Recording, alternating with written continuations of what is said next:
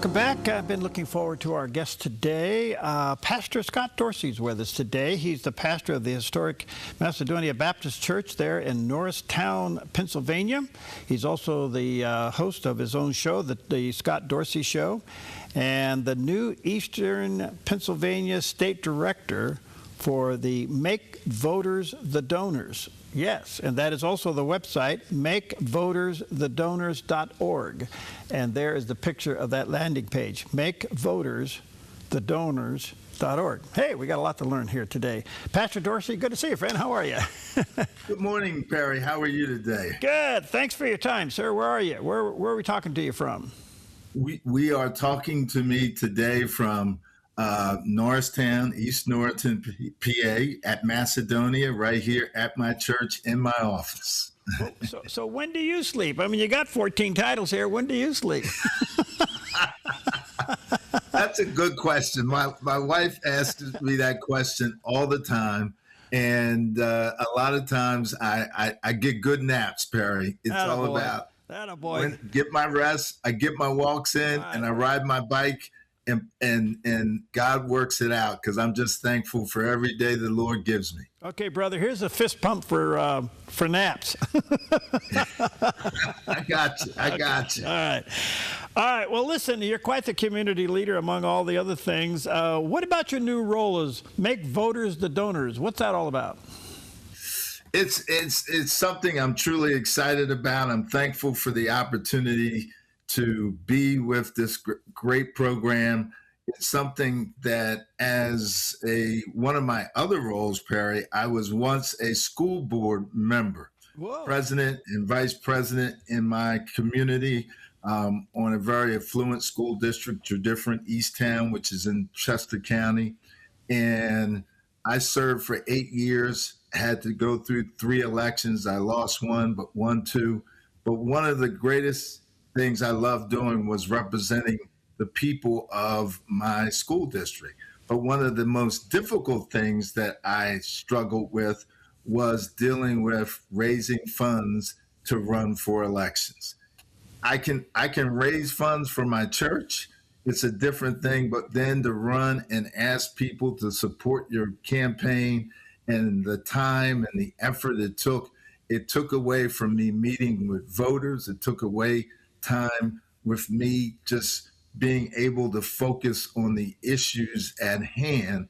And so, and it also put me in a position where I had to ask for money from, different organizations that maybe I didn't necessarily agree with, or that in the future, if I want a seat on the board, I would have to, vote on things that were specific to these organizations that supported me.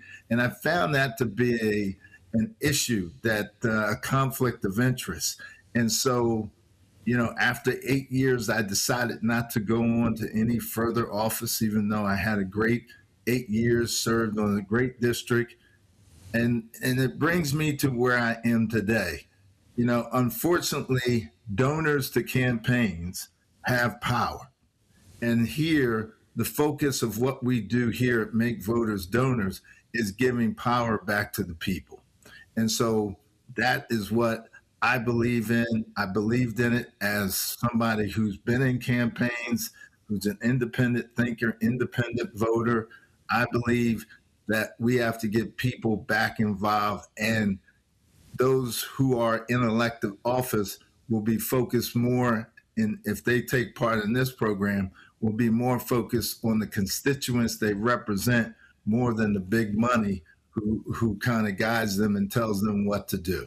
So that's my long answer, and forgive me, I'm a Baptist minister, so every answer is 5. Well, there's absolution for that answer. No, what's so interesting, I think we have a lot in common. I've run for public office. Our son has served in the Oregon legislature for 14 years. I was the state chairman for the Oregon Party for 4 years. We have all that. And I would rather have a root canal than raise money. Right. And I've had a few of those, so I understand the pain. I totally get it. And I just want to go, okay, but that's how the system is set up. And to your point earlier, Pastor, you feel obligated, I guess, to those who give you money. Right. And, right. And I don't know. I struggle with that because you want to be loyal at the same time. If you're not careful, you can get off message and you can actually lose your soul in this thing. How did you battle that? Oh, it's constant. But I thank God for the scriptures. You know, you're reminded in books like James, where James reminds us to not let wealthy guide your decisions. I'm reminded in Proverbs 31, where it tells us, speak up for the unheard voices. So it was that grounding and foundation spiritually in the word that kept me focused on what my purpose is. And if I didn't, be honest, Perry, if I didn't have that spiritual grounding, it's very easy to get lost in the midst of power and the focus of trying to run for the next campaign or the next position. And so money can always, you know, we need money to take care of our needs. I understand that. We thrive on donations to our church, but at the same time, I can't make my decisions here in this church based just on who tithes and who doesn't tithe. Okay. And the same thing is in my political journey. I had to be ethical because that's who I ran on and that's who people voted on. And so I had to make decisions not based upon who was giving me money, but based upon what was right and what was wrong. Because at the end of the day, I've got to answer to a higher power, and I want to be ready to be right. Did you feel called to run knowing that you may not win? Absolutely. I thought that I prayed on everything that I do. My wife and I, we prayed on it. We prayed on it as a family. We really focused on, was this the right thing to do? Because here's the biggest secret, Perry. They actually asked my wife to run. And she said no. Well, now there's where you made your mistake, right there. So she looked at me and said, he'll do it. And so, you know, that's 39 years of marriage. It works. And we did this journey together. And I felt that the Lord led me to do so. The first time I ran, I lost. And then the second and third time I ran, even on the third time I ran unopposed, which never happened in our district. But I think I was able to be successful talking to all people of all different backgrounds and parties. And I ran on ethics, and I ran on who I was as a person and as a person who's, you know, at that time I was pastoring also. So, you know, it was important that I run that kind of campaign and make sure donors knew that just because you gave me money, that didn't mean that I was going to vote the way you wanted me to vote. I was going to vote, again, based on what I thought was right versus wrong. How did your church handle you running and pastoring at the same time? It was at first, I think that there were some who thought because I was pastoring in an area where I wasn't living. So I was actually, you know, riding into the city. I was originally pastoring in Philadelphia at one time. And so there was just this thought, Pastor, we just want to make sure we have your time too. We know this is going to take time, but they were there. They even gave to my campaign. And so overall, they supported it. They prayed for me. And when I lost the first time, they were the ones that said, Pastor, you got to run again. Oh, wow. And so they watched every time we had, we were on YouTube, every time we did meetings. So I had a majority of the church who said, hey, we're with you, Pastor, and we continue to pray. We know what you're doing, and we think it's a good thing to do. All right, so explain the term, make voters the donors. Explain that term, Pastor. So make voters the donors is, again, when we talk about donors, especially politically, we're talking about people who are giving money to campaigns. We usually think of big money. big corporations and big financial groups who are giving campaigns money to again partner with them, and if they feel that they support whatever their ideas are, they're going to give a certain candidate money. And so here, Make Voter Donors is saying we want to take this money and publicly give to the voters, who's ever voting, and take them to give money, $100, somewhere in that range, and give that money to whatever candidate they support. The focus here is to make who's ever running, whoever the candidate is, the focus not on just the big money, but the actual voters who are voting and supporting their campaigns. I think a lot of things get lost with big money today.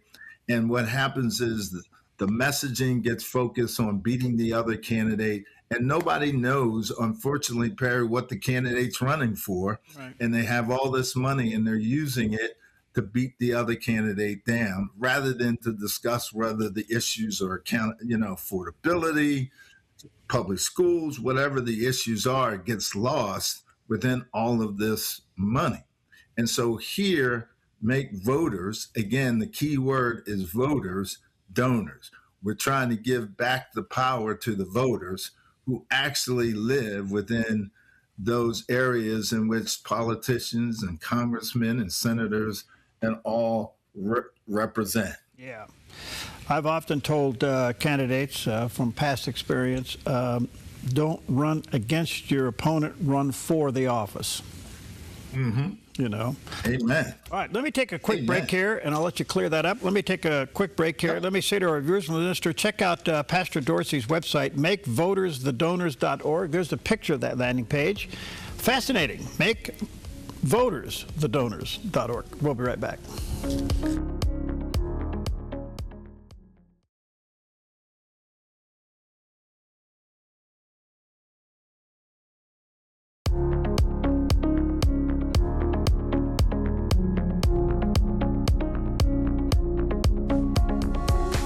Okay, welcome back. What an honor to have with us today. Pastor Scott Dorsey's with us, pastor of the historic Macedonia Baptist Church there in Norristown, Pennsylvania. He's the host of his own podcast, the Scott Dorsey Show, and he's also the Eastern Pennsylvania State Director of Make Voters the Donors, and that's also the website, makevotersthedonors.org, and there's a picture of that website. I got a funny feeling, Pastor, if you and I went to lunch, we'd never make it home. We'd be talking too much. I think so. And I love doing those lunch meetings, Harry. And everybody knows when they have a meeting with me, they schedule at least an hour and a half to 2 hours. Right.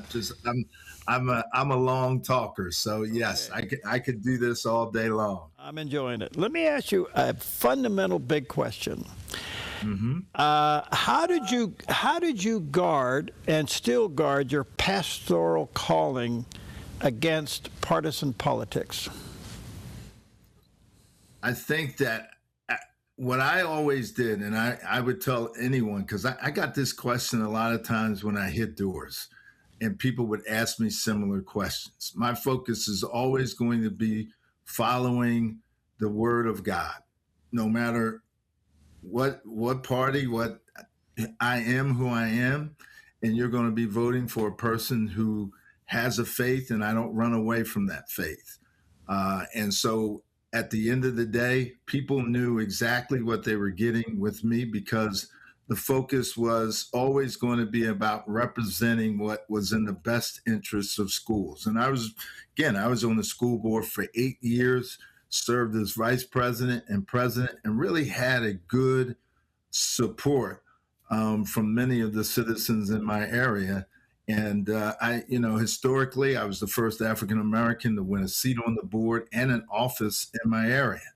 And so, but they didn't vote on me based upon what I looked like. It was really based on the fact that I ran on ethics, and I ran on the fact that I was going to, represent the people who were in my district and do what was best for the school board. And so people understood that. They wanted somebody that said what they were going to, did what they were going to say, who walked and talked in the same way. And they appreciated that, and they gave me support. And at times they've wanted me to run again, but the Lord hasn't led me back to do that, but to do what I'm doing today, and that's make voters donors. So, Pastor, do you think civility can return back to public service? I am one that believes it can. I think part of the issue is money. I think money has, again, come in politics, and yes, it's needed. You can't run a campaign without having it properly funded. I understand all of that. But at the same time, I think what we're trying to do at Make Voters Donors is to bring back that civility, to make the focus about the voters and about the issues at hand. And, unfortunately, we're in a day and a time where people are more focused about, trying to be negative towards the individual that you're running against. And that's very easy to do because, we want to elevate ourselves by knocking the other person down. And unfortunately, that doesn't do anything for civility. It doesn't do anything to help us work together.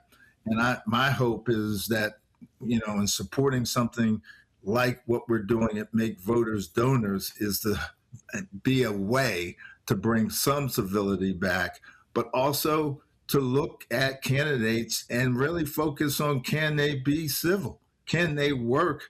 It used to be a time we voted for people who actually would work with other people from other parties. Now that's sort of changed, but we who are the voters have to, again, I think, really push for that civility to come back so we can really get things done. Okay, so you're a pastor, run for public office. I mean, that in itself is an enigma in today's world. A lot of pastors just completely avoid anything that's political. And yet one of the tricks of the enemy is to take some of our Christian moorings and politicize them in an attempt to keep us away from them. How did you balance that? How do you balance that as a pastor today? I think that, again, I believe if God calls you to do something that he doesn't ask you, and I'm reminded of Nehemiah, one of my favorite books in the Bible, where Nehemiah is called to build and rebuild the wall. Now, we all know, and for the record, Nehemiah was not a wall builder, but he went to do what he was being called to do. And I felt in running for office, it was something that the Lord was asking, it was showing me this is what I needed to do at the time. And, after praying on it, after confirming it, after reading on it, just as Nehemiah did that prayer in the first chapter of Nehemiah 1, and he focused, he says, Lord, I've come to you, I've asked forgiveness, guide me and show me. And the Lord said, go to that wall and fix it. And the Lord prepared him. He went to the king and got his backing and did what needed to be done. And so when I talk to other pastors and they ask me similar questions, I said, it's something you have to get that confirmation from God.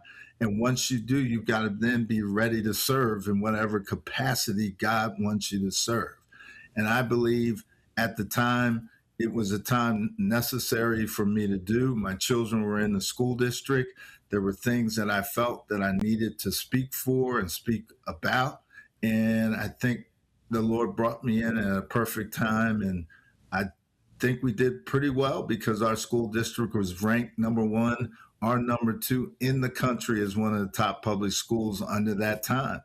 But I also knew my first calling was always pastoring. Mm-hmm. And I always said to the Lord that I am not going to take this over pastoring. This is something that I work with, but pastoring is always going to be first and foremost because that's what I've been ultimately focused on calling. And I think you have to recognize as you serve publicly what your first calling is and who's your true boss. All right. So looking back, what did you learn? What's your takeaway from being a public servant? was that you have to remember who you are, Perry. And why I say that is that it's easy to fall into this political time, to get negative, Yeah. to get to a point where you can't talk to the other person from another party because they're in another party. I can't tell you, Perry, I had so many coffee meetings. I think Panera Bread thought I was an employee of some sort because I took the time to meet with people who disagreed with me wholeheartedly. But they became my friends. I have lunch now with them, every so often.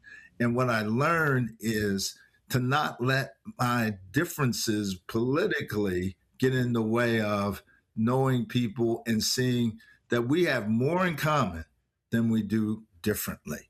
And though we may disagree on certain points, the key for me is that we are all part of God's creation, and we should work very hard to work together. And my job was always, as a pastor, as a school board member, was to care for the people who was under my shepherding, and also who was in my district as a school board member, to love them and to care for them just as they were part of my family. That is a beautiful answer. Thank you. One quick political question, I guess. Pennsylvania has always been a key battleground state in some of these election cycles. You got a true mixture of urban, suburban, and rural. We've watched that state back and forth, red, blue, purple, and every other color in the world. What's your feel for Pennsylvania? Where do you think the people are leaning? Pennsylvania has always, been an interesting state. I am blessed to be born and raised a Philadelphian, a Eagles fan, a true Philadelphia sports fan, and that's this religion, and then there's sports. But we love Pittsburgh, but we always say Philadelphia on this side. And what's interesting is you have Philly on one side, on the eastern side, and then you have my brothers in Pittsburgh on the other side, which tend to be center left, and then you have the middle part of Pennsylvania, which I went to school in Kutztown, and I've been in all areas of Pennsylvania, from York to Harrisburg to Erie, and each of these areas can be somewhat center right, but it's all one big state, and it's probably one of the most interesting states politically, and I think all of the states, because it has been one that has been very integral in picking the next president of the United States. So there's a lot of, and we talk about money, we talk about make voters donors. There's a lot of money that goes into this state during the political season, focused on getting people to vote for a certain person or a certain, from a senator to a president. And we're talking multi-million dollars that is spent in this state because it's that key of a state. It's purple, as they would say by the political pundits, but the focus has always been to me that we, as Pennsylvania goes, the country goes. And so that's the key of who we are in Pennsylvania, because we represent, I believe, we represent the USA as good as anybody. We have a state that's truly diverse, where you have urban cities, you have farms, you have culturally diverse. Norristown is as diverse as any other area in the country, where we have Latino, African American, and it's like completely centered, 30% and 40%, and it's highly diverse. And that's who we are in Pennsylvania. We're one of the, what I would say, a state that has a little bit for everybody. And that's what makes us special. Even if you are a Steelers fan, it's okay. We love you over here in Philadelphia, because we're all in the same state. Are you going to write a book? One day I hope to write a book. Okay, because I think you should. I think you ought to. Procrastinating, Perry, and my wife's been on me. My members have been on me. Yeah. I send out prayers every day. Okay, to well, my congregation. You know, so I'm thinking about doing something in that nature. So pray for me on that, Perry. Here's a title for you to think about: Pastor of the School Board. Well, I got to tell you, I felt like that at the end as I was moving on. Yeah. You know, many of the school board members, you know, again, became close friends. Yeah. We see each other regularly, and we became like a family. And we disagreed sharply at times. Yeah. But we became a family, and many of them always looked at me and always called me Reverend. Even in the midst of the school board meetings, that's what they called me. There you go. They called me anything else. So, Pastor of the School Board by Pastor Scott Dorsey. All right. Hey, thank you for your time. I value it greatly. Let me say to our viewers and listeners, check out his website. Make voters the donors. There it is right there, the landing page. Make voters the donors. Thank you, Pastor. You're fascinating and you're very inspiring. Stay in the fight, buddy. Thank you, Perry. I appreciate you letting me be on the show. Be blessed. Okay, God bless.